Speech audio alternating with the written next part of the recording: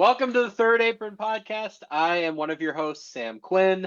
I am coming from a delightful Italian dinner, nice Sunday night with some family. Yossi, you are coming from Phoenix, am I right?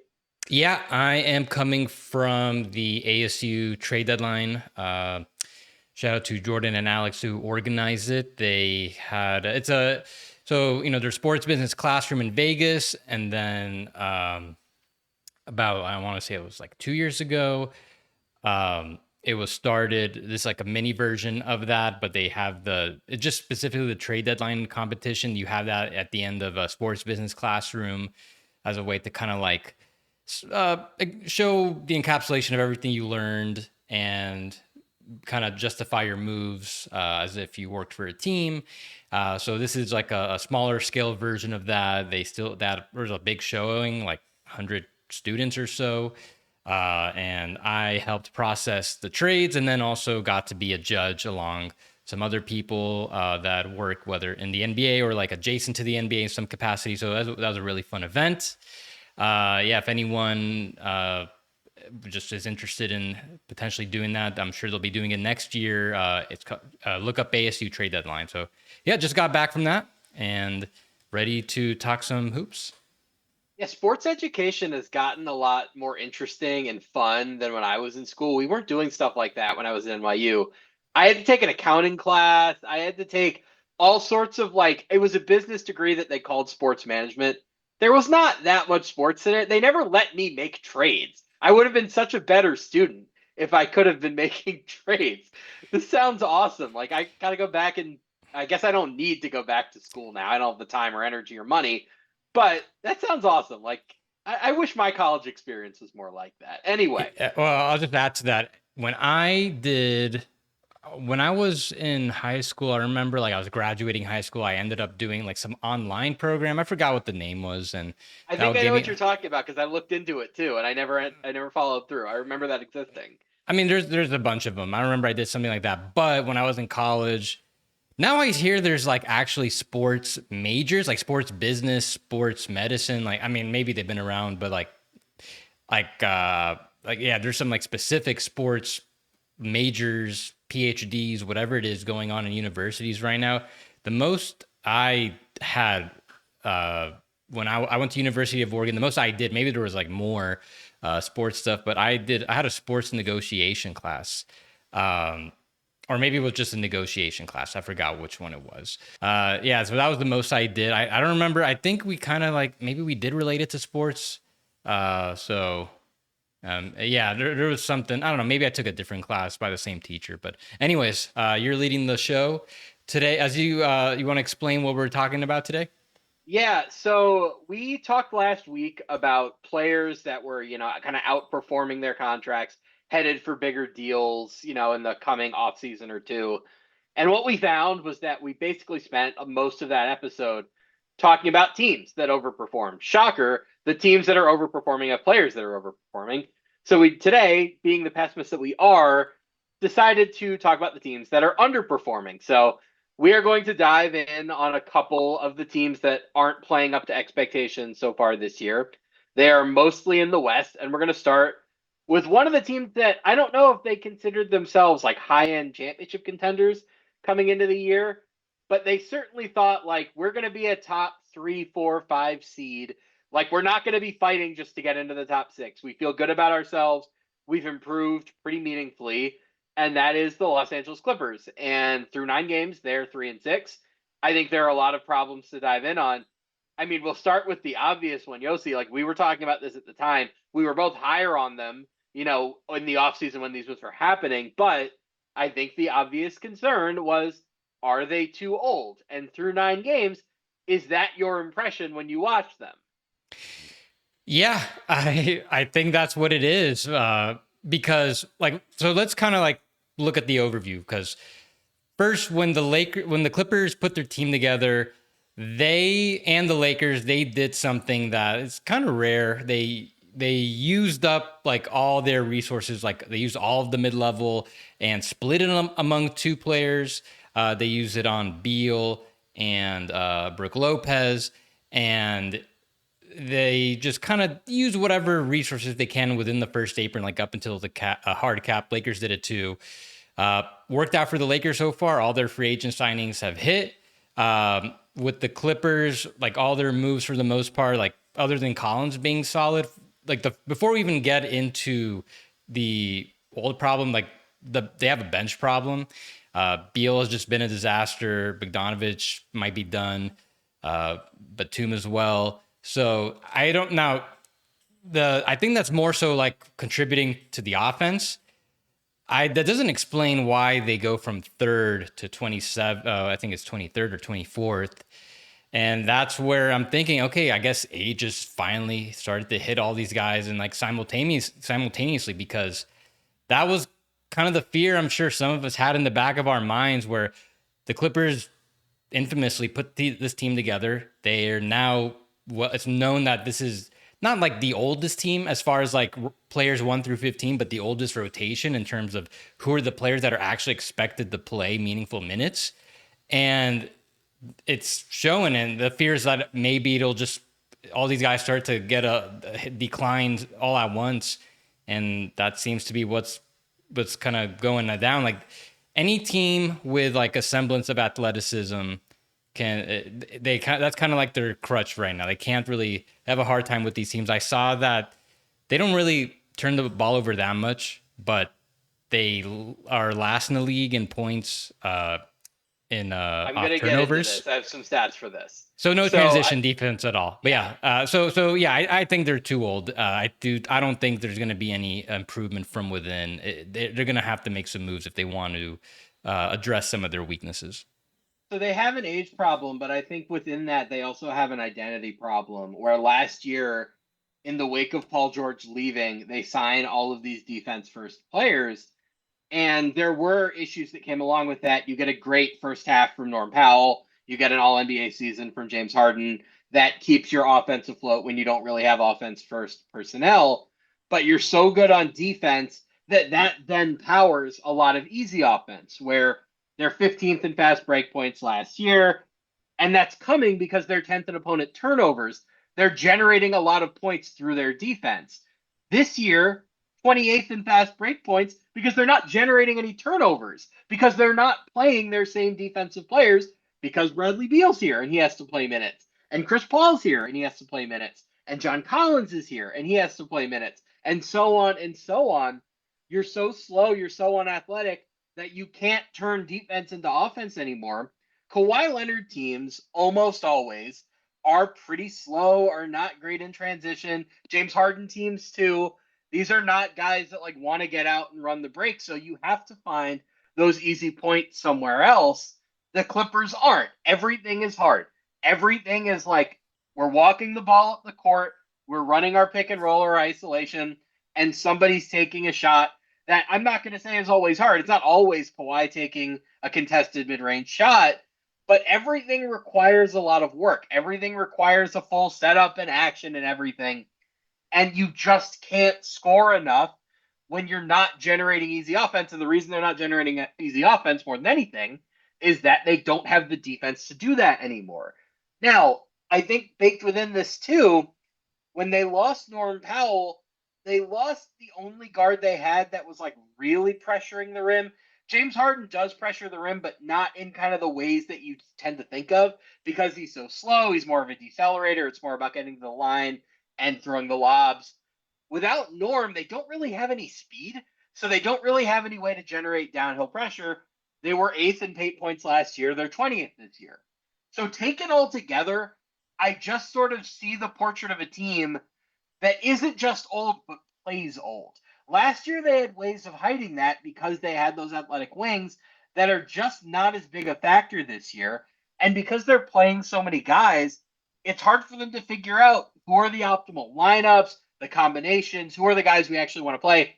That's something they'll presumably settle over time. And like, you don't root for injuries, but the thing about injuries is that it forces you to play fewer guys because your players get hurt, and suddenly an 11-man rotation is a 9-man rotation because 2 guys are hurt, and that'll like organically force them to address some things and get some answers. But I'm generally like pretty low on most of these older guys. Brooke Lopez looks done to me. Chris Paul looks done to me. Bogdanovich looks done to me.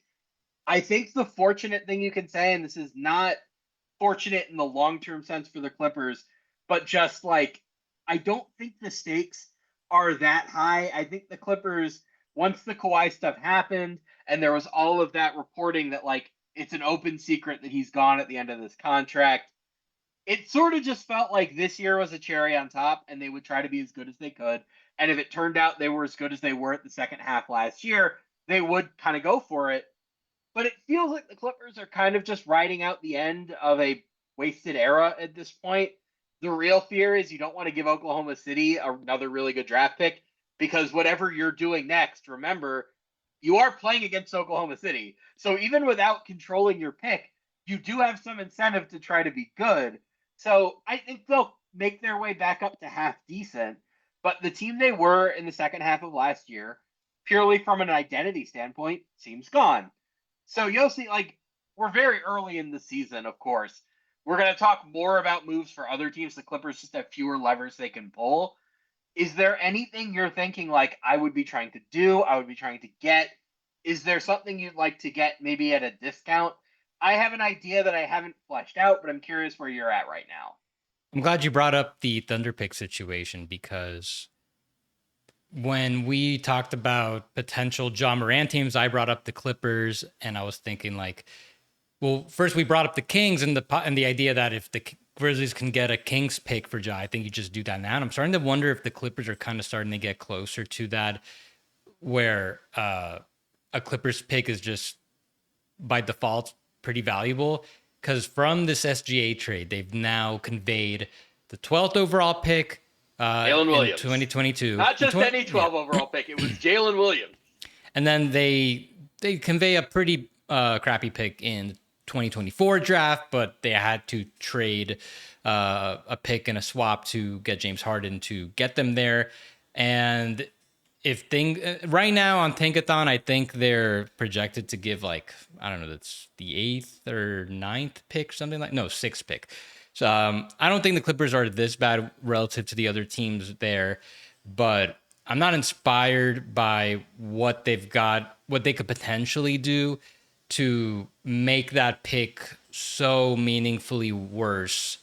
I think no matter what, OKC is going to be getting like a pretty solid pick. They've got a lot. OKC has like a lot of different picks going on, but basically, if you're the Sixers right now, I think you're probably feeling pretty good about these Clippers picks you've got. And if you're another team potentially going to trade with the Clippers, I feel pretty good to say like the business of having Clippers picks seems to be a good business, proven track record. As far as what they can do, I think they just got to get younger. They're already starting to dig a little deeper for answers. They're playing one of their only guys that's not in their 30s. I think besides John Collins, the only other players in there who's like below 30. You got Max Christie. Now they're starting to play him a little more. Hopefully, Max Christie's on the Mavericks. I'm sorry, Cam Christie. They're playing Cam Christie a little bit. Had a solid game against the Suns, but he's playing a lot of minutes. Like he played like 18 minutes, 25 minutes. So I think they're gonna probably redo the bench. I would suspect like the starting lineup is probably gonna stay the same more or less. But like the way things are going with Beal, I would imagine if that doesn't improve, they're gonna look to ship him as soon as they can. They just got to bring youth. Like I think the right now like there's just so little upside that just bringing in some youth, I think could really bolster their bench. But I don't know what their pick situation is as far as seconds go. Yeah, I've got it. Haven't really. I've got an offer if you want. All right. What's their second round pick situation, and then give me some targets. Okay, they've got Memphis protected 31 to 42 this year. I think Memphis will keep that pick. They have Brooklyn as the right to swap this year. I'm going to go ahead and guess that Brooklyn will not be exercising that swap. And then they're out until 31 and 32 when they have their own. So the thought I'm having here is... Wait, so they only have 2 second round picks to trade? 3, because they have this year's, but it's Brooklyn swap rights. Again, Brooklyn is going to want to keep its own pick, I'm assuming. So I'm wondering with 3 second round picks, is there like a half measure where there's somebody you can get who can make you a little bit better this year, but is not going to impede any of your cap space plans. The name that I came up with, and we can work through the cap mechanics of this because he makes a little bit more than the guy I'm sending out, is Colin Sexton. Or I think 3 second-round picks for Colin Sexton on an expiring deal makes a fair bit of sense. Bogdanovich could be the bulk of the matching salary, Mm. but as you said, the Clippers went right up to the first apron, so they can't really make an unbalanced trade. Sexton makes about 3 million more than Bogdanovich, so maybe you're incorporating somebody else. Like maybe you're just dumping Bradley Beal somewhere in that deal, or Chris Paul, or Kobe Brown, or something. Like you're just getting off of another salary some other way. Sexton is like not. He's a band aid essentially. He is more athletic. He's a bit faster. Like I think he gives them a different dimension offensively that I would kind of like. He is also not a good defender, but he's never really played on a great team or a good team even. So maybe being with Van Gundy, being with Chris Dunn and Derek Jones, like that could get him going a little bit. But I think that's about the best you can do with 3 second-round picks to trade. Find somebody like that on a bad team. They don't really have the matching money to get McCollum from the Wizards. I'm struggling to see anybody else kind of in that range, but you're looking for a band-aid essentially because as we've talked about several times on this show, the Clippers are kind of just biding time until their books clear and they can redo this either with cap space or by trading their deep future picks. I would be hesitant to do that if I were them. I wouldn't call their picks Kings level because they don't have the institutional incompetence that the Kings have, but I would say those picks are pretty valuable if they did want to dangle them. So I'm thinking pretty short term here. What can I do with those 3 second-round picks?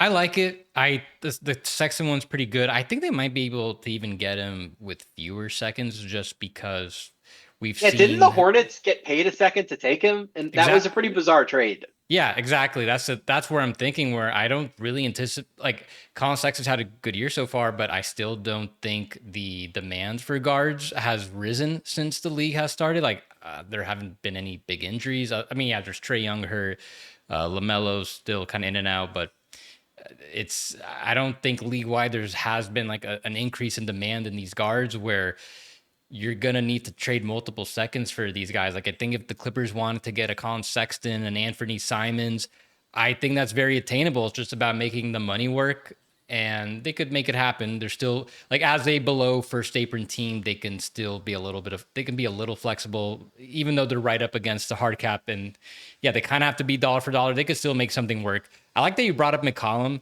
just because, yeah, I don't anticipate him getting traded. Like just with the amount of money he's making, even like He's I also old. We should point out since we're talking about how old this team is.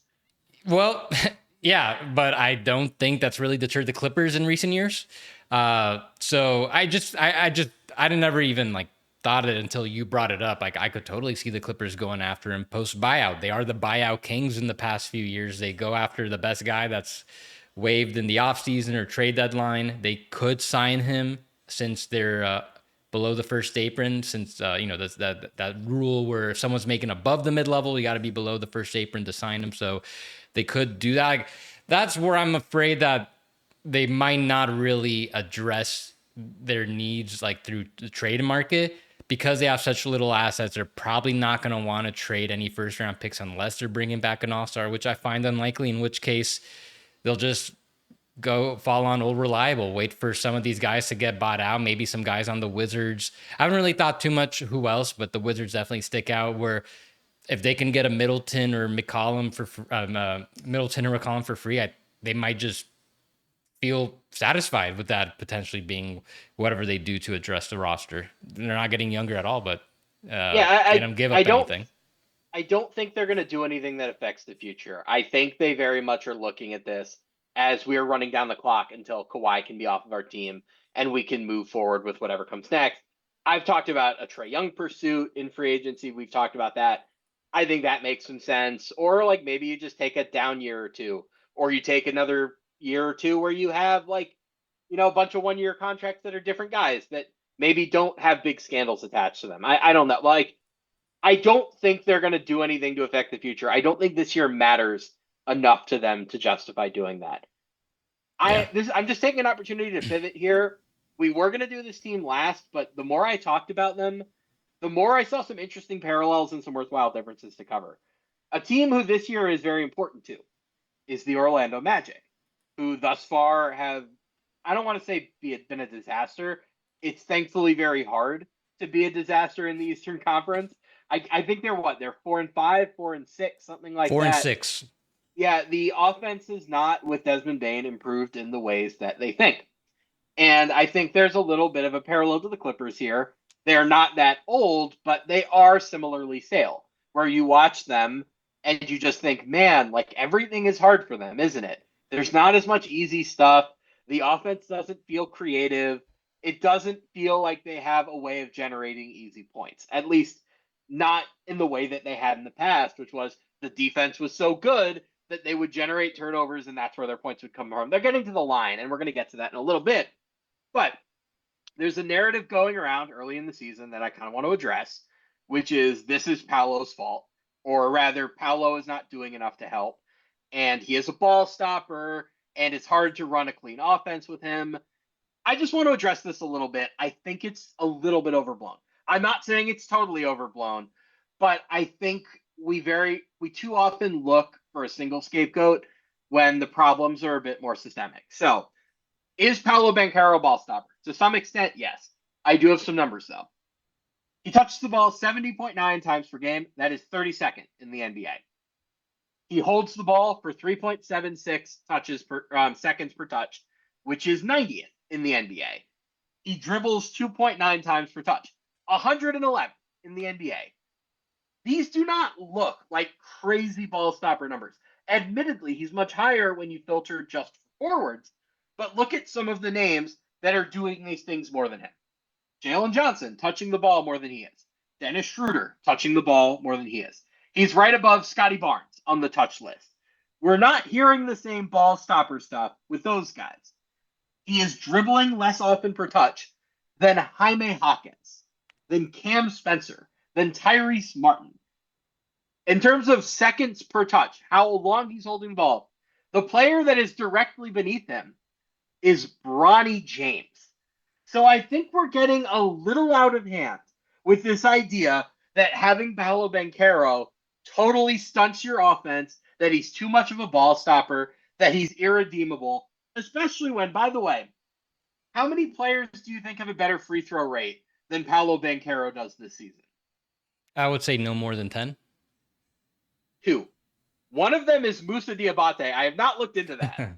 The other, predictably, is Zion Williamson. Paolo may be playing slow. He may be pounding the rock a little bit too much, but he's making up for that by getting to the line like crazy, which is super valuable in itself.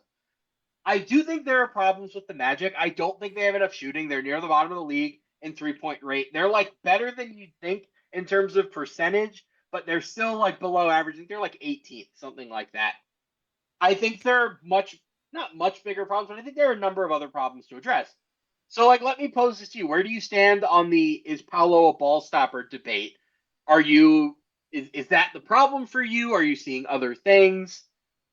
I don't think that is the number one problem, but yeah, he has been a problem as far like the starts of the season, but not the only one. Like, yeah, he has not been playing up to standard.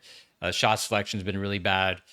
Desmond Bane's also just been really bad, but I think for the most part, you touched on it. Like the thing that made me lower on the Magic than just about everybody else was the systemic issues. I don't think this 5-man group is like the most cohesive set of guys you can have for a playoff contender. So I I I think they're gonna need to. I think it's. I don't want to get too ahead of myself. I do feel like long term there is some issues, and it's not. I'm not gonna say like there's a certain player that they should keep or not keep on this starting five, but I do feel like in the long run, the Magic might need to make some big decisions, and I'm kind of curious to know if they would be willing to do that. They've drafted all these guys for the most part. They're very attached to them. It's hard to make that type of decision, but I'm getting ahead of myself. I I think as far as the Magic, I'm just not that worried about them. Yeah, I'm lower on them than most others. I didn't feel like they're a true like title contender this year, as weak as the East is. There are a couple other teams I still feel better about, but they're not this bad. Like Paolo will get better, Bane will get better, Suggs, but God willing, will start, be able to play a little bit more. Um, Hopefully, Tyus Jones can contribute. So, but even then, I like at worst, I like they're gonna make the play-in for sure. I would be very stunned if the way they're playing right now is the exact same way they're playing like 2 months from now. I mean, like I think they're like it just doesn't make sense to me that they bring in Desmond Bain and all of a sudden they're like way worse. Like I think they're gonna get better. Yeah, Desmond Bain is barely touching the ball. Like you watch, he's so uninvolved in that offense. And he's coming from a Memphis team that was always relatively egalitarian, especially last year when they were running the Noah LaRoche stuff on offense. I think to go from that to this must be a little disorienting for him. I think that's on Jamal Mosley, though, to figure out how can we get him engaged? How can we take advantage of him in the ways that Memphis did? The coaching, I think, has been probably the biggest problem for them offensively thus far. I don't feel like they do much more than your turn, my turn with Paolo and Franz. They're going to have to get more creative than that. But we're 10 games into the season. I'm not prepared to write them off. I'm more concerned about the defense, which has been top 3 2 years in a row. Even last year, when Jalen Suggs was hurt for more than half of the year, they were the number 2 defense, I want to say, either 2 or 3. Jalen Suggs is working his way back into shape. He hasn't been playing full starter minutes yet. Even still, he's like the only really imposing defender on that team. Jonathan Isaac has taken a big step back. I think just about everybody has gotten worse. I think Franz Wagner is worse. I think Paolo's gotten a little bit worse, or at The least are Silva's worse so better. far this season. That's not super helpful when it's somebody that deep on the bench. That's the identity. That's like the theory of that team was getting Desmond Bain would make you average on offense. And you're fine being average on offense if you're number 3 in defense. If you're middle of the pack in defense, that's a little bit more concerning. And I don't quite know what to do with that when Wendell Carter has kind of just been fine. Like he hasn't been great. They had been relying defensively so much on Jonathan Isaac in his bench minutes in the past. Well, Jonathan Isaac is pretty unreliable from a medical standpoint, and this year he's been worse. Like you look at the on-off numbers, and they're very, very good when Jonathan Isaac's on the floor. Then you look a little bit deeper, and the opponents are just missing all of their threes when Jonathan Isaac is on the floor. And then there's the financial aspect of this that we do have to touch on, which is the Magic are above the tax this year, and they will be either at or around the second apron next year. Fortunately, it looks like Paolo will not make All NBA, which means they will not have to worry about the escalator that Cleveland did with Evan Mobley. But their finances are a problem. I've got 2 trades here for you. One is small and sensible, just deduct the tax. The other is maybe the weirdest trade I think I've ever offered on this show. So the first one, just very straightforward. Goga Batadze and Tyus Jones to Utah for Kevin Love and Svi Mikhailuk. This is purely a duck the tax trade, with the idea that Mo Wagner coming back will knock Goga Batadze out of a job. But Goga is a good backup center and who could even be a spot starter. Utah is going to need somebody like that when Walker Kessler comes back. But even just to get through this year, because you are developing a bunch of young guys in Utah, and it just helps to have a good screening, smart, knows what to do center in Goga. I think that would be pretty helpful for them. It would get them below the tax, save them over $7 million. Kind of a no-brainer. Like, are you on board with that? Yeah, I think that's okay. I think we're in agreement that if Tyus Jones continues to be a zero, that he's going to be the salary dump, because when looking at the Magic's salary situation, you would have thought it'd be like Jed Howard, who he's probably also going to be in consideration for Played a that. little bit. I haven't watched him as closely, but he's played a little bit, which is nice. Yeah, just because the math works it almost works. If they dump him, they don't quite make it out. But that's before considering, okay, well, how will Tyus Jones play? So now he's the more cleaner dump where you trade him. You're well below the tax. So that's interesting. Where I don't know if they need a trade to go. I think they could probably get a couple seconds for him individually. They could Well, probably. yeah, you're paying for the cap dump, is what Yeah. you're saving $7 million, and that's what you. Goga is the Yeah. same as offering seconds to me. I would imagine they're gonna want to offer actual seconds and figure out what to do with Goga later. You got to see how Mo Wagner looks. Do we even know when he's coming back? I would guess middle of the season. I don't know what the timeline is exactly. I mean, it's not that they're not gonna keep Mo Wagner, but that what if they need like they might still need another big man if he's not quite ready. What was your other trade? And then, okay, this is bad shit. I'm not actually endorsing this trade. I just went down the trade machine rabbit hole and I wanted to put this out there. And we're going to really remake the magic here with this trade. We have talked about Derek White as a Houston target for a long, long time. I think the Magic could benefit from another ball handling guard because one of the issues that they have is that Jalen Suggs is not really a point guard. He's more of a shooting guard, playing point guard because it's so beneficial defensively.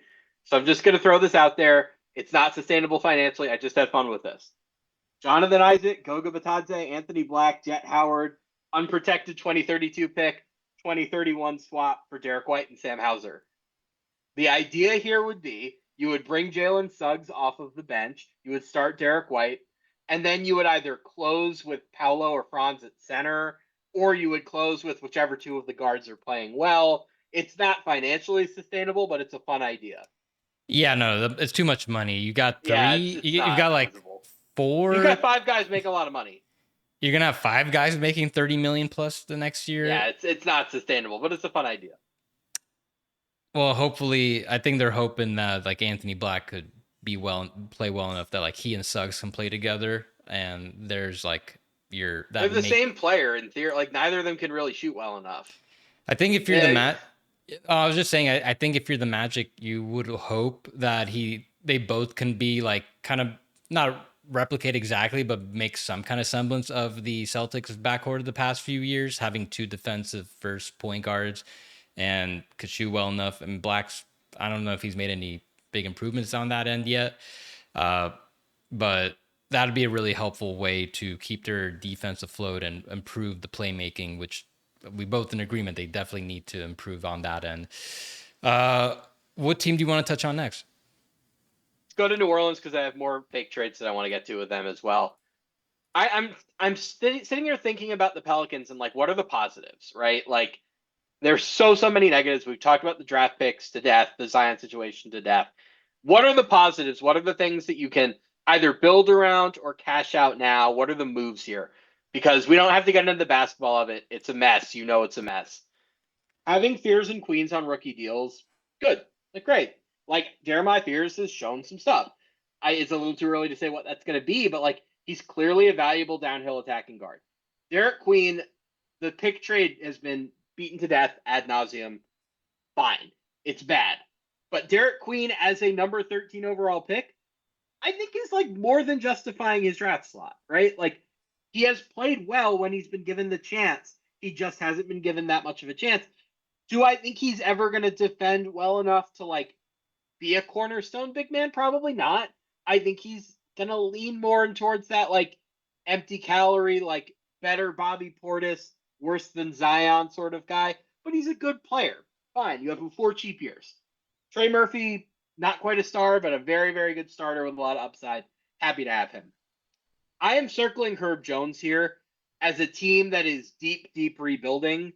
A high-end luxury 3-and-D wing is just a luxury you can't really afford anymore. Even on that cheap contract, it makes much more sense to me to cash Herb Jones in right now while his value is still high and he has all those extra years on his contract. I have some ideas for you. I'm just going to throw out. The Lakers are like the perfect Herb Jones team. Like the team that has everything it needs except for that ace defender. So can we do Gabe Vincent, Maxi Kleba, unprotected 31, and swap in 32 for Herb Jones and Jose Alvarado?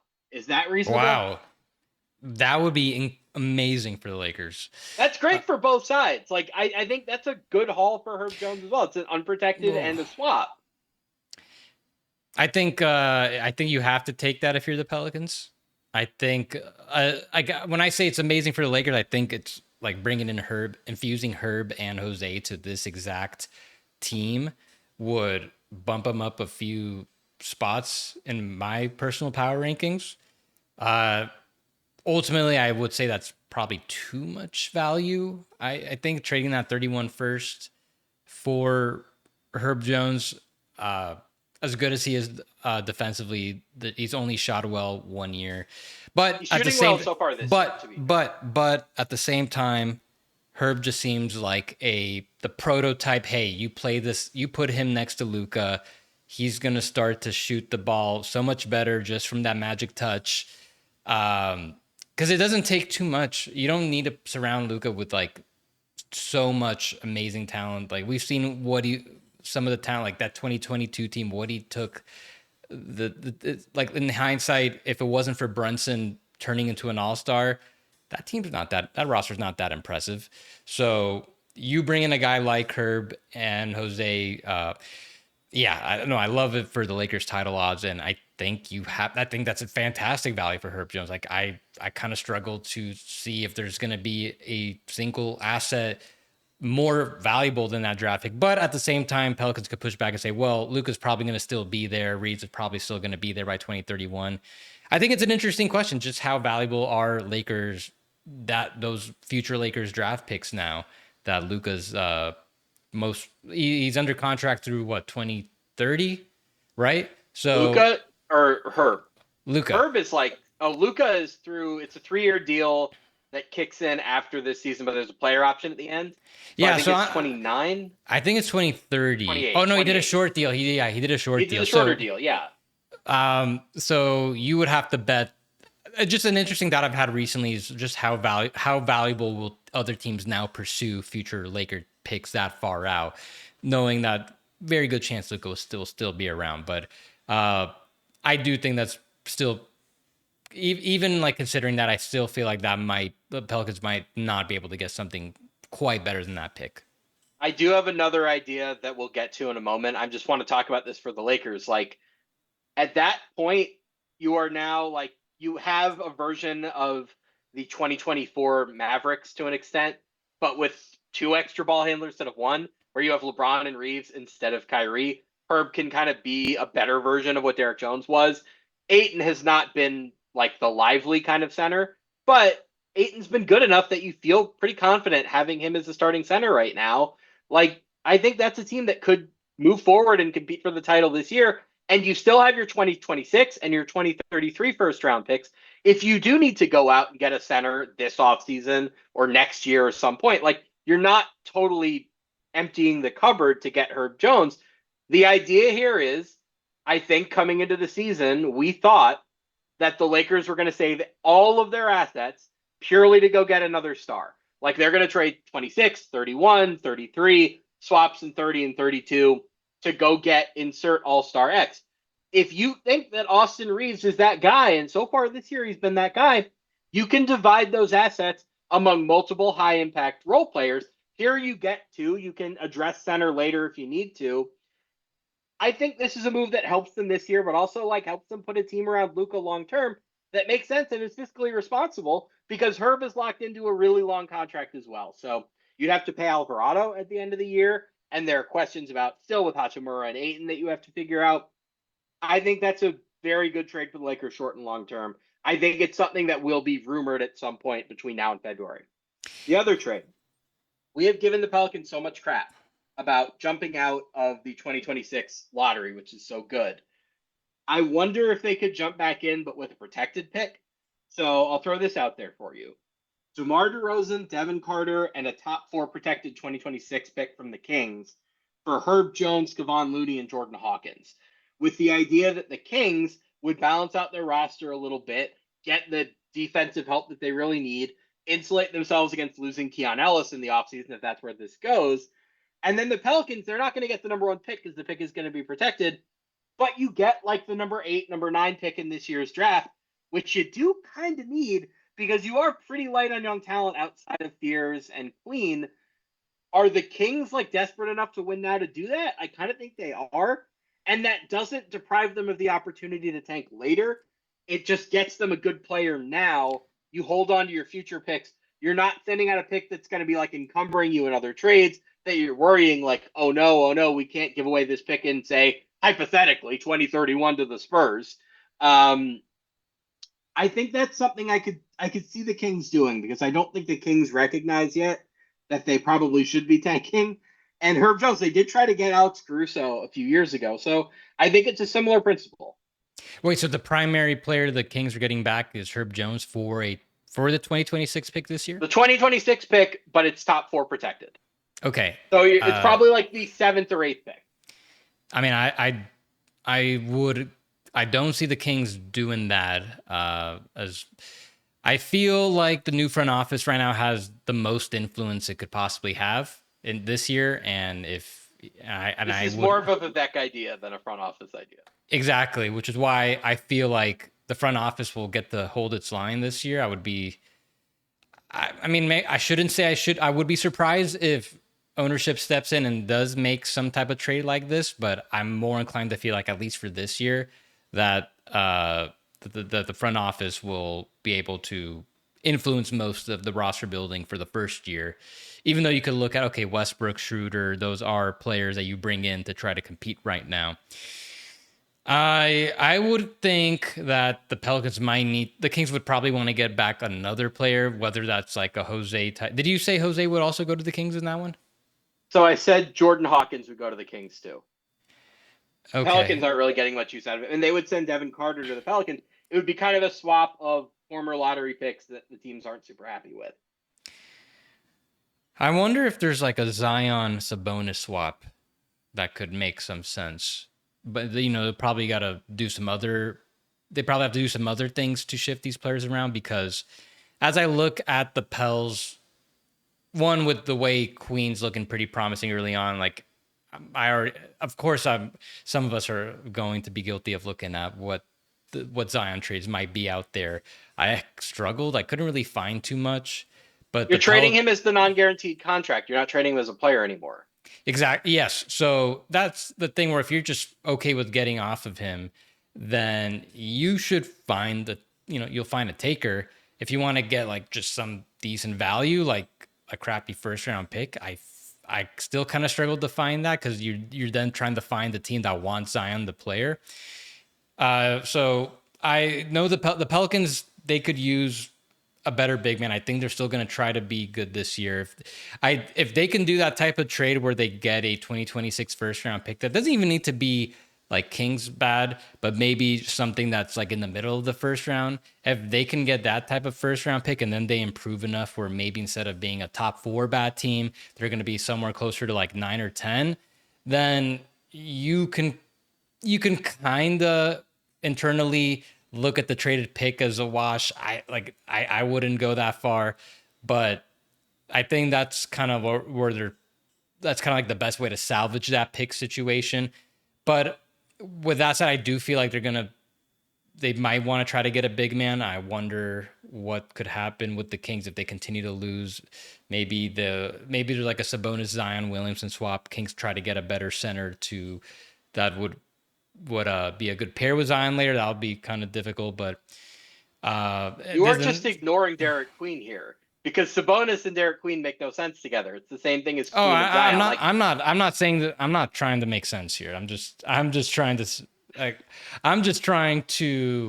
That's the title figure of their out. DVD for this season. I'm not trying to make sense here. The 2025-26. When speaking for like these types of teams, I'm just trying to figure out what they might be interested in doing. And that there's already no defense on the Pelicans. Bringing in Sabonis won't help that, but they might if that's like the best big man they could get. That's something I could see them doing. It'll be kind of tough though because the Poole trade was their best. Just kind of ruined their potential to get another big man because that McCollum expiring contract was probably their best bet. If you attach that with like some seconds or something, I think that was their best bet to get a big man. Now with Poole, you really don't have any flexible salaries unless Zion, if you want to treat him as that, which they could, but they're like expendable salaries. Poole, DeJounte, those are negative values right now. Yeah, so I think I kind of explained what I would do if I were them. Like try to get a decent first round pick, and then hopefully you make some moves that improve yourself just enough where you're kind of within the range of the pick you're expected to give out. Um, which it's more wishful thinking than something that's possible, I think. I have reached a point with the Pelicans where when I think about their future, I just no longer think about Zion as a part of it. Like it's Yeah. it's kind of that simple.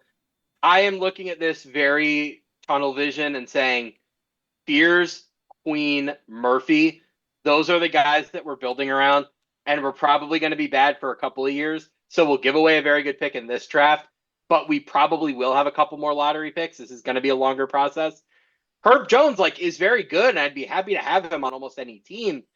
I just don't think he really makes sense on a rebuilding team. Like when you have a high end 3-and-D guy, you probably want to be contending because that's where they're most valuable. They're not valuable on a team like New Orleans that has no core identity. And frankly, Fears is not a great shooter. I would rather surround him with wing shooting to maximize his value as a driver downhill.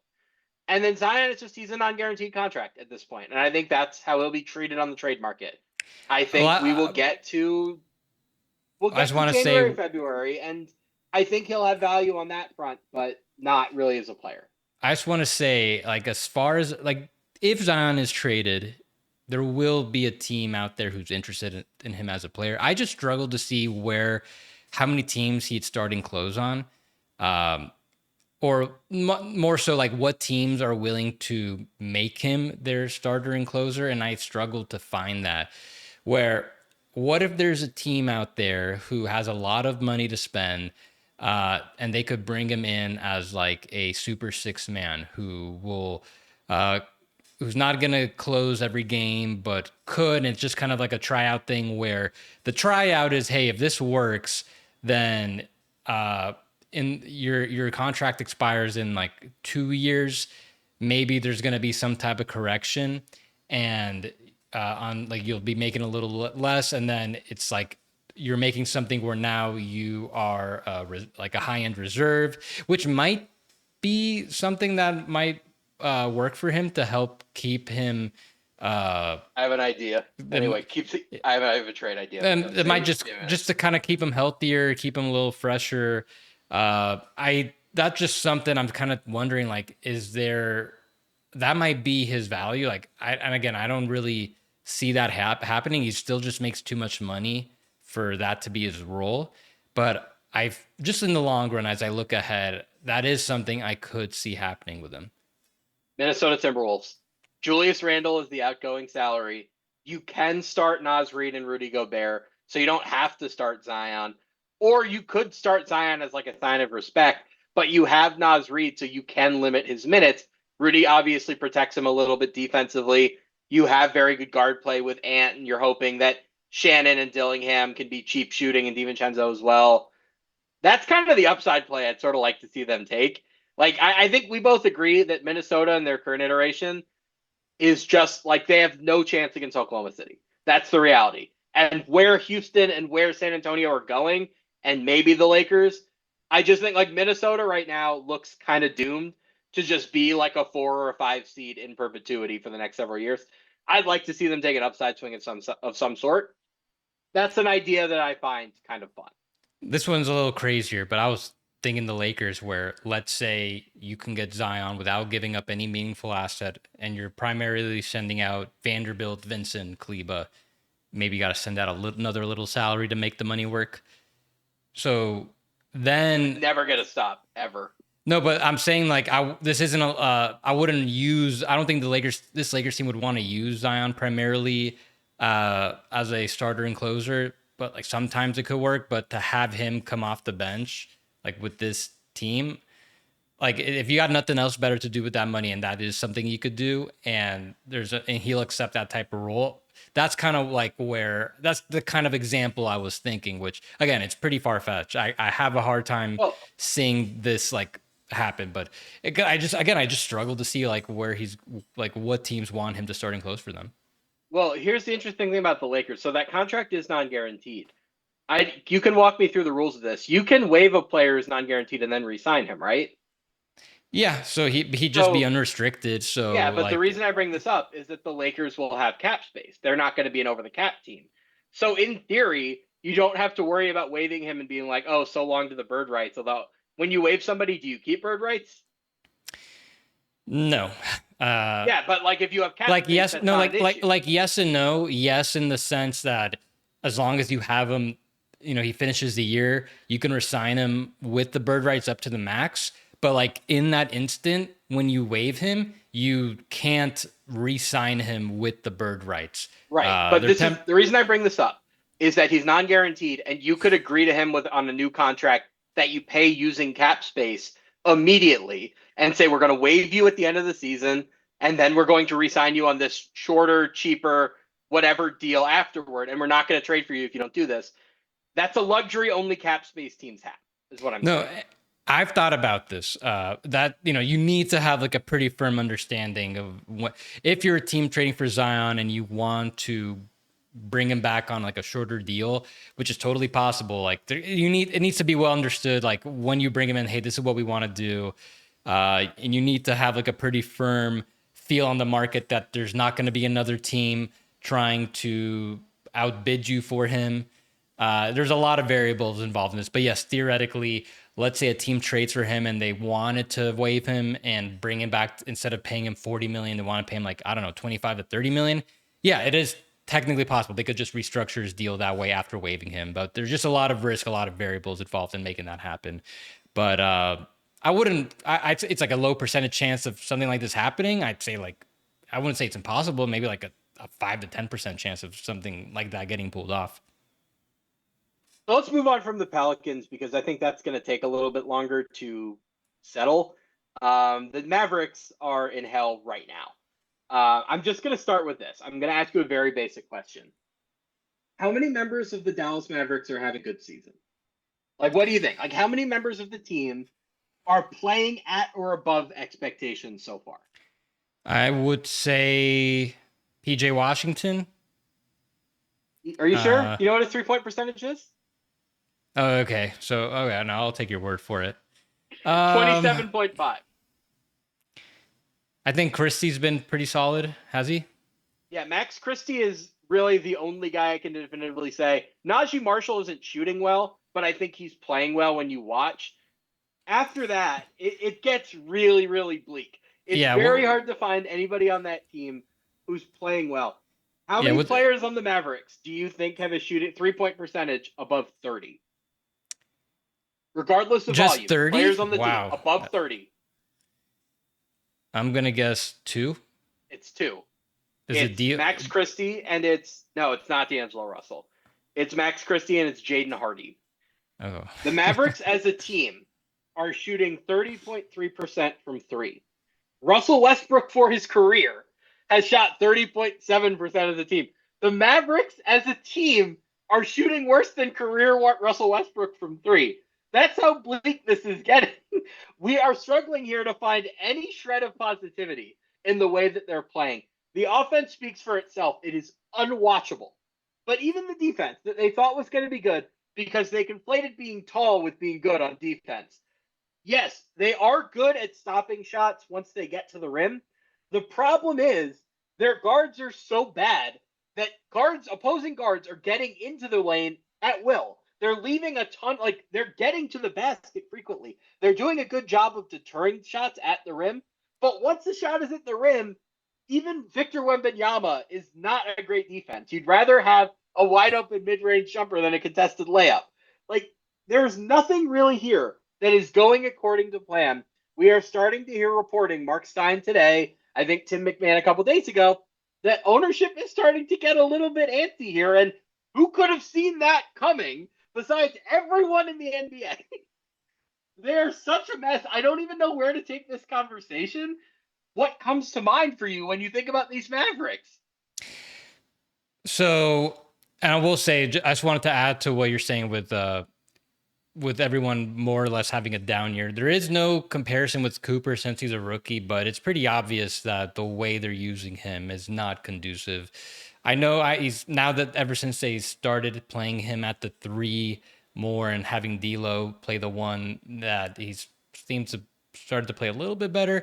So that's going to be the major thing at this point where, well, we'll get into shortly, like whether they can really salvage this year, get to make the playoffs at least. I don't really think so, spoiler alert. But if you can, I think like at the very least, you have to get a good productive season out of Cooper. But a lot of that is on them and the way they use him in the ecosystem around him.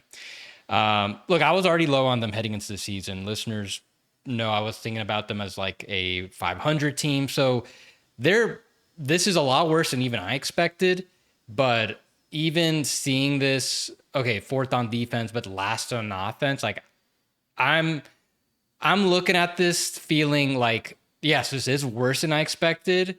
Will they get better? I don't know actually anymore. I feel like this is actually might be like more or less how they actually are. Like some of these other teams, I think we kind of felt a lot more optimistic of how things can get better.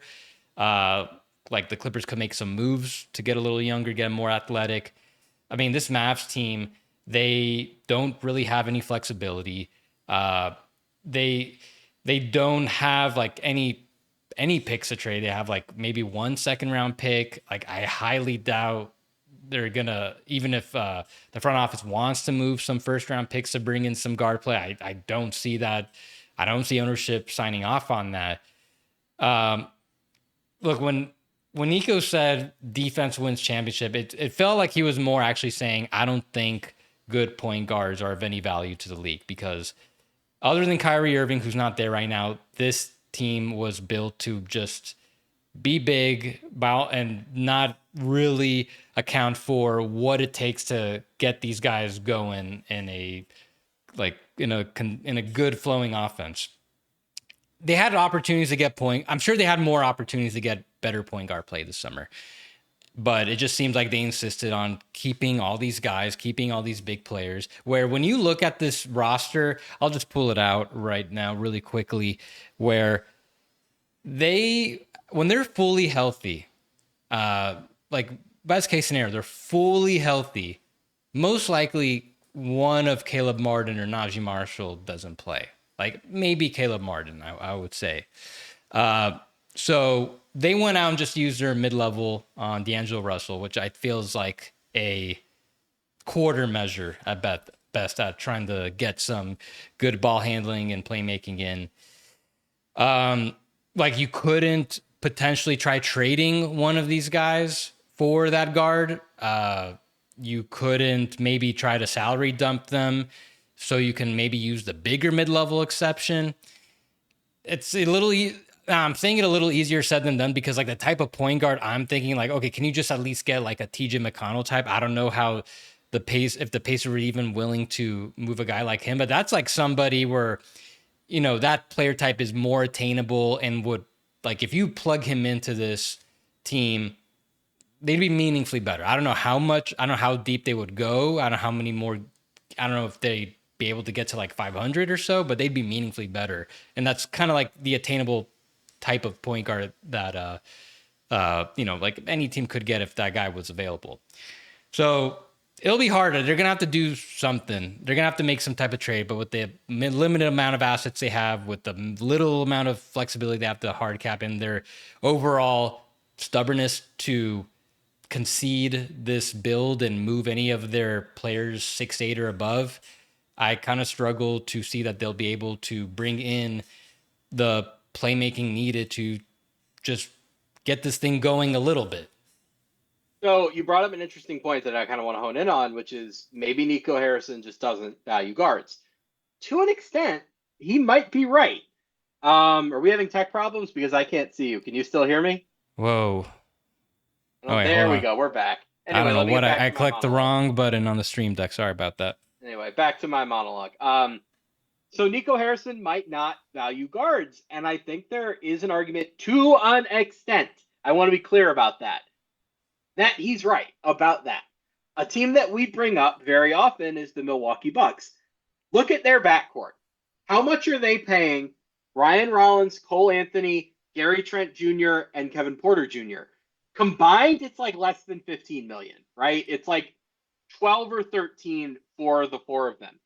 That's an entire backcourt with diverse skills that fits next to Giannis. For them to not be able to have found anything better than D'Angelo Russell with the taxpayer mid-level is kind of pathetic in light of how well the Bucks did with their very limited resources. What we say all of the time is that small guards tend to be available for pretty reasonable prices. You can get one or two of them for the minimum, for a tax mid-level, for something like that, who can at least play and be serviceable, and it's not going to have to change your entire team dynamic. That they couldn't even do that says it all. Because I would think a free agent guard would have been very interested in going to Dallas beyond just D'Angelo Russell because there were so many theoretical minutes available that they couldn't recruit guys like that. Like they couldn't recruit Cole Anthony. Kind of tells me that, frankly, they probably weren't They probably trying. didn't. They probably didn't even go Yeah, after they him. probably didn't try. That's the biggest thing. But even if they had, I imagine there would have been fear among agents like, you're doing this defense wins championship thing. We don't trust you to actually play our guy. I think Brandon Williams is actually kind of good, and I would be playing him a little bit more if I were Dallas, but the roster is so hilariously unbalanced that I just see no way forward for this style of roster. It's that simple. Like Nico Harrison should have never been hired. He should have been fired the moment he suggested the Luka trade. He should have been fired a week after the Luka trade. He should have been fired so many times between now and then. But the best time that's still available for you to fire Nico Harrison is right now. You cannot give him another transaction cycle. I'm sorry. You cannot go through a trade deadline where he's trying to prop up this fantasy of his around Kyrie and Anthony Davis and giving away future assets, taking on future money. He cannot be trusted to run this team long term. And I'm starting to get a little bit nervous that, like, if this doesn't happen soon and, like, maybe they get a little bit healthier and they start playing a little bit more competitively, like, they might just roll with this. And that is a scary place for Mavericks fans because I think the person who is making their decisions right now is not suited for the job. I'm glad you brought up the Bucks because even like back in 2021 when they had Drew, like he was really, like, as far as I remember, the only point guard that they were playing, and he's like not your conventional point guard. He's like the We're type talking of about the title year, to be clear. all the years that the Bucks Yeah, like they were. had Bryn Forbes when they won the title as the backup, and they tried that for a Yeah. week, and they were like, so much for that.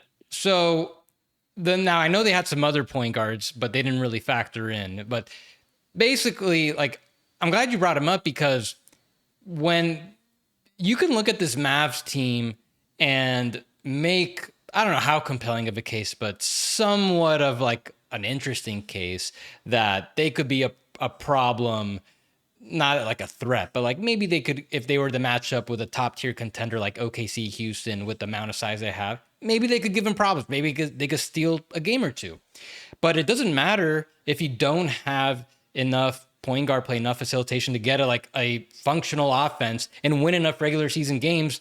It doesn't matter how good this team is theoretical if you don't get into the playoffs, which is the Kyrie Irving issue that he's injured, unfortunately. If he was here, okay, I think they probably would make the playoffs.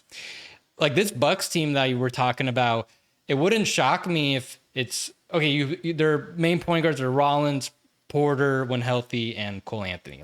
And then there's a lot of point Giannis. When it comes to the playoffs, I would imagine that guard rotation gets cut in half. Maybe just Rollins primarily, and then like Giannis being like the reserve point guard. Like you can do that type of adjustment once you get to the playoffs. But that's the thing that the Mavs really messed up when they're putting this team together. They needed point guard. Like they had the best. They had the best guard in the league, and or second best under SGA, and they just didn't. They just put all their eggs in the Kyrie basket, and they had multiple chances to try to get another guard that can supplement that. Like even trading Grimes for Caleb Martin. Like Grimes is kind of like a little bit underrated as a secondary creator. Like not that He would be so helpful to this team right now. He wouldn't solve the Mavericks' issues, but like they even like this low hanging fruit, like to have like a shooting guard that can help a little bit. Like as I look at this roster, the only non-point guard who like can kind of do some creation is Najee Marshall, and that's not. And I'm not saying that like that complimentary, but I know there were stretches last year where he was like playing point guard. I don't know how successful they are, But once the injuries really hit and they were dealing with that situation where they couldn't even sign anybody because they were so close to the first apron, he kind of functioned in that role. I don't know how successful it was. So, like, that's just so you get an idea of how little creation they have other than whatever guards they have. So, I think they're going to need to, at the very least, just trade one of their centers. It's really not that hard. Like, Anthony Davis should not be playing exclusively at the four. First of all, they're like, we'll get it out of the way. They're not gonna I don't think they're going to trade Davis and get draft picks like they should. Big issues that they don't have control of their draft picks over the next 4 years after this year. So Quietly, by the way, we should mention they do control their pick this year. And yes, we learned last year that there are no basketball gods. There is no karma. I'm just saying, like, I think practically speaking, pulling the plug on this year as early as possible could be pretty significant for them because there are a lot of good guards in this year's class. right. So something worth considering. I I wouldn't be surprised if they are already considering it. They just benefited from it. So knowing that, I know they're gonna try to stay good after this year. They'll probably keep the majority of this core, but they do not need, if they're gonna keep Anthony Davis, they do not need both Gafford and Lively. Like, they just don't. Especially with Lively, his contract situation is going to come up relatively soon. He's going to be extension eligible. They don't need quite all the size. If they can just like relent on that just a little bit, like, you can probably get like a pretty good guard in exchange for one of their centers, for Gafford or Lively. Start to play AD a little bit more at the five, and that can honestly transform them, not get them to be a contender, not get them to be like a top 6 team, but at least get them in the mix for like the 6 through 10 spots. And then by the time Kyrie comes back, okay, maybe this could be something. I don't know.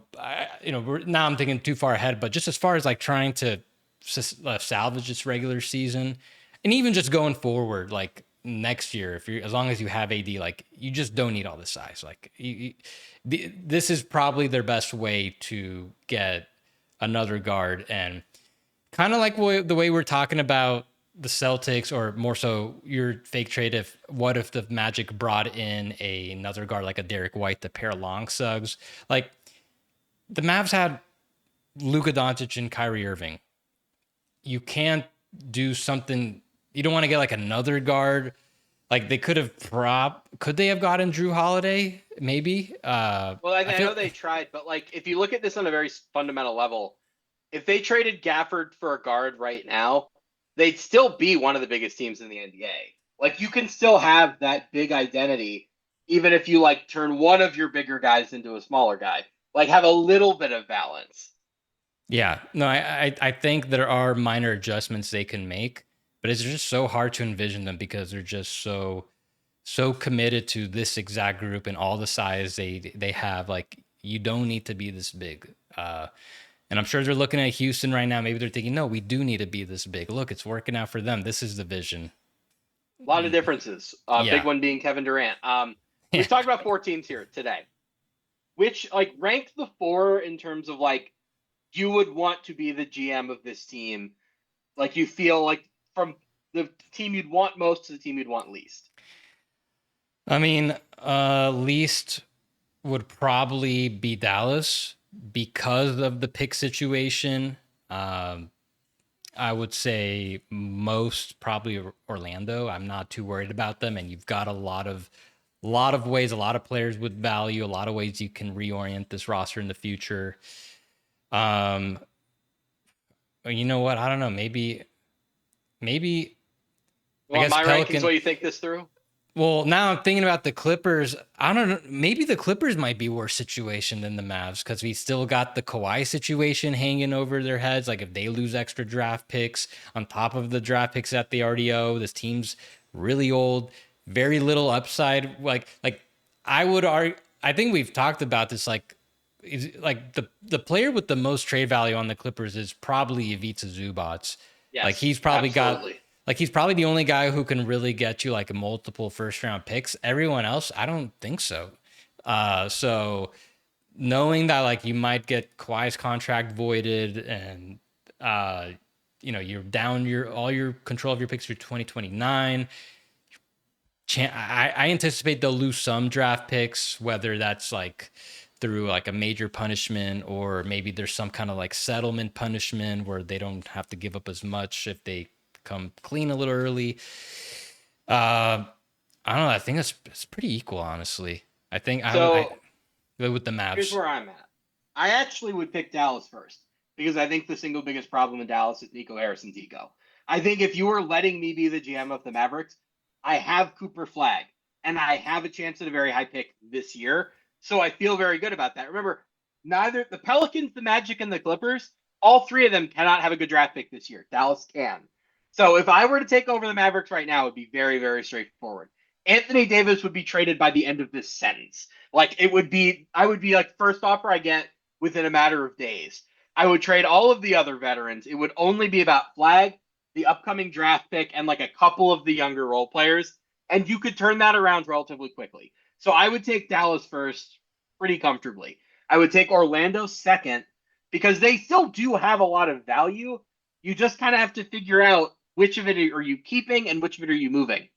If you have to trade Franz Wagner or Jalen Suggs or maybe in Paolo in the next couple of years, you can do that and still feel like you have a pretty interesting core. It's about figuring out how to make the most of what you have, not lacking things in the way that the Clippers and the Pelicans do. I would take the Clippers third because you still have Ballmer's money and you still do have the LA market, which is valuable. You'll be able to recruit in free agency. I would probably trade Zubac if it came to that, and I would say like let's stock up on picks. We'll stock for a few years, and if we end up giving Philly a good pick, if we end up giving Oklahoma City a good pick, I hate doing it, but that's probably in the best interest of the franchise. I would take New Orleans last because I think there are four owners in the entire league that are just unsalvageable. Dale Benson, Matt Ishbia, Jerry Reinsdorf, and Vivek. I would just not want to be involved with those teams. I think regardless of how smart the front offices are there, those owners, excuse me, those owners are such an issue that smart management just won't get you around them. So that the Pelicans are the only team on that list, make them a pretty easy number 4 for me. Okay, upon listening to you, I would still go Orlando 1, but Dallas 2. Yeah, you're right. They have Cooper and potentially another high lottery pick this year. Both teams don't have little control of their drafts through the end of the decade. I just think I like the overall value of the players on the Magic a little more, like just the sum of them, not so much like the fit together. Where if you need to change things up, like if you wanted to trade Paolo, or if you wanted to trade Franz, if you wanted to trade Vane, you can or Suggs even, you can get a lot of value for those guys individually, and it might just take like a couple tweaks to get that team where you want. Then between Pelicans and Clippers, and you might disagree. I hear what you're saying about the Pelicans. It's definitely like not as good a situation as the Clippers in the macro sense, but I just think I just feel like the Clippers might there's a scenario where like where the Clippers with all the uncertainty, it might just be so bad in the outlook with all the picks gone, and they already don't really have any players with upside, where it could be like kind of equal to what we're feeling about the Suns right now with their outlook. Um, I think with the Pelicans, like at least you've got some nice young players to look forward to. You've got Fears, you've got Queen. You're gonna probably get more high draft picks, not this year, but in future years. Maybe you can turn Murphy and Herb Jones into some pretty good value that can help you in the future. What do the Clippers have to look forward to? The free agent that they sign in a year or two because they're in LA. I don't know who it's going to be, but they're going to sign somebody where it's like, I just look at that Pelicans organization institutionally and I'm just like, they don't get it. They don't understand what it means to run a successful organization.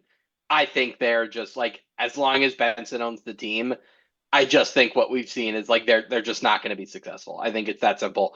The DeJounte Murray stuff, that interview he gave in the offseason where he's basically like, yeah, when I was rehabbing, I couldn't get court time and nobody in the organization was supporting me when I was going through these personal struggles. It's like that is about as glaring a red flag as you can imagine. That just like that shows me they fundamentally do not understand what they're doing. So Yeah. I think the Pelicans are, along with the Kings, the Suns, and the Bulls, just the ownership groups that I'm just saying I want no part of this whatsoever. So I think that about covers the disappointments that we're going to talk about today. Yossi, what do you have? Do you have anything to plug? Have you been working, or have you just been in Phoenix? Like, have you written anything lately? Yeah, I've actually been pretty active on the Substack. I wrote about the Pelicans last week, just kind of got into just really getting in on their last off season, like dissected the issues with each of the trades they made that kind of put them in the situation, and just where they go from here. But then I also wrote about the Sixers. Did you read that one about the VJ Edgecombe pick and like where I it did ranks? not. Well, sell it to me now. Maybe I'll go read it All when we're right. done. So first, just I talked about how the Sixers, they're not gonna be. I don't think they'll be a contender this year, but for them to be playing the way they are relative to where they are last year, okay, that's a pretty good development. But then the biggest thing is they drafted VJ Edgecombe. That wasn't even a pick they were guaranteed to have. They were supposed to like the expectation last year is they're going to contend for a championship, and they still owed a first round pick to the Thunder, and that was probably going to be like a crappy pick going to them. Things got really bad with all the injuries, and even when the guys were healthy, everyone had down years where it seemed like the Sixers were going to be pretty bad, but not bad enough where most likely they could have given they had a top 6 protected pick to the Thunder. Very possible they were going to give like the 7th or 8th pick to them. So they lost a bunch of games, and they not only kept the pick but jumped up to 3. And it got me thinking, like, well, mainly because how VJ is playing, he's a leader for Rookie of the Year. He's been really impactful for them in terms of contributing to the wins that they have so far. And I'm thinking, like, where does that rank among protected picks saved? As in, like, a draft pick that a team traded and it had protections on it, and they had to lose a bunch of games so they can keep it. Who were those selections, and what did it result in? So I kind of went in I looked in history and just kind of looked like in the past 15 years, what are the most important saved picks? Yeah, is there any that come to mind for you when I explain that concept? Yeah. Well, I don't. None of the individual players turn out to be that important, but I do want to point out the Lakers owned a top 3 protected pick 3 years in a row, and it was number 2 3 years in a row, which Yeah, was just. And they were, I believe, in the last year they had the 4th, like they had to jump from 4 to 2, I think. yes. So like So that was the most amazing one, but I can't think of individual players that that was the case for. So yes, for so like spoiler alert, but like I basically I identified that situation as the Lakers the most value added from bottoming out and keeping your pick. So they That was traded. Anthony Davis, basically. Well, hold on. So like they originally traded that pick for Steve Nash. That didn't work out. That pick eventually got rerouted. Like it went to the Suns had it. It goes to the Sixers. Um, and it was top 3 protected 2015. They get 2, D'Angelo Russell. Next year, it's top 5 protected. They get 2, Brandon Ingram, same thing, top 5 protected. Lonzo Ball 2. So yeah, then as you mentioned, they converted the majority of those players to get Anthony Davis. That resulted in a championship and the And centerpiece then Luca. for what was a Luca trade. That pick ended up being 10th because it was unprotected finally in 2018. It was the Mikal Bridges pick. The previous front office just decided to trade that pick away. And then Shea Gilgeous-Alexander was still on the board. Oh, well, there's another quiet. I mean, I can't live up to Shea Gilgeous-Alexander, but also worth noting that the Magic also were involved in that because they got a first round pick from the Lakers in the Dwight Howard trade that was the first conveyable pick after this top 3 protected pick paid out. The problem was that was 7 years out at the time. So that pick took so long to convey that the Magic pick got bumped off of the board entirely. And did they get nothing, or did they get a second round pick? I'm sure they got some seconds. But like That they went from like a potentially high lottery pick, where if that first pick that was D'Angelo Russell is 4 instead of 2, then they get the number 2 pick in a year Jason Tatum went 3rd.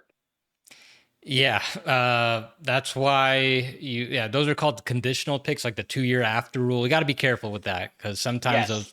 sometimes those picks never actually happen. Just really quickly while we're touching on the Mavs, they bottomed out in 2023. they controversially just like didn't uh like play certain guys towards like one April game that like put them out of the play-in tournament. Slovenian And Heritage Night. You remember that? oh, Luka I only don't played remember the that first detail. quarter. Yeah, Okay. I think he might have sat the whole game. I can't remember what it was specifically. But there Yeah. was a big Slovenian population at one of these games that they tanked, and Luka was apparently not happy about it. I don't You remember the talk, I'm gonna look this details. up. I don't remember the details, but essentially they got in trouble. I think they may have gotten fined for whatever they did. They outright missed the play-in. It was a top 10 protected pick from the Porzingis trade that they owed to the Knicks, which the Knicks did a pretty good job making sure that pick was going to be valuable, because the year before the Mavs went to the conference finals and then the Knicks were like, all right, we're going to take Jalen Brunson from you. Hopefully that pick goes from like 22 to like 15 or something like that. And the Mavs ended up being way worse than I think any of us anticipated. So they rightfully, they stayed out of the play-in, and they got exactly the 10th pick, and they drafted Derek Lively. And so I argue that was the most impactful protected pick that was saved by a team, because he was at times their third best player in the 2024 playoffs. They Okay, wouldn't have gone as far as they did without him. let me counter that. First of all, I looked it up. It was in fact Slovenian night in Dallas. It was the second to last game of the year. The Mavs sat Kyrie, Hardaway, Kleba, Josh Green, and Christian Wood, and Luka only played the first quarter with all the Slovenian fans in attendance. The Mavs were fined $750,000 for doing that because the NBA pretty correctly determined, I think, that was a very, very bad look. I do want to push back on your argument, though, because in theory, say the Mavericks lose that pick to the Knicks, then Luka might be so mad about the situation that he forced a trade. And if he forced a trade, there would have been an open bidding war, and you might not have traded him for Anthony Davis. You might have traded him for a bunch of picks and young guys. Like, if they were going to trade him, they should have. Like, if that had been the case, maybe they would have traded him for like Amin Thompson and all the Nets picks from the Rockets or something. Like, that actually might have been a long-term negative for the Mavs. I think they were always going to trade Luka for Anthony Davis. We're trapped. Like, this is the worst timeline. That's how it was always going to end. That's Like, how this podcast should end, I think. The Mavericks were always going to trade Luka Doncic for Anthony Davis. That'll do it for us here at Third Apron Podcast. That was Yossi. I'm Sam Quinn. Read CBSSports.com. I will have a bunch of stuff coming out this week, including about Nico Harrison and the Mavericks. And I think you guys know my opinion on him, having listened to this today. I will have more to say there. Yossi will be back some point this week, next week soon. Yeah, so that'll do it for us here today. Have a good night, good day, everyone. When people listen, have a good day or night, everybody.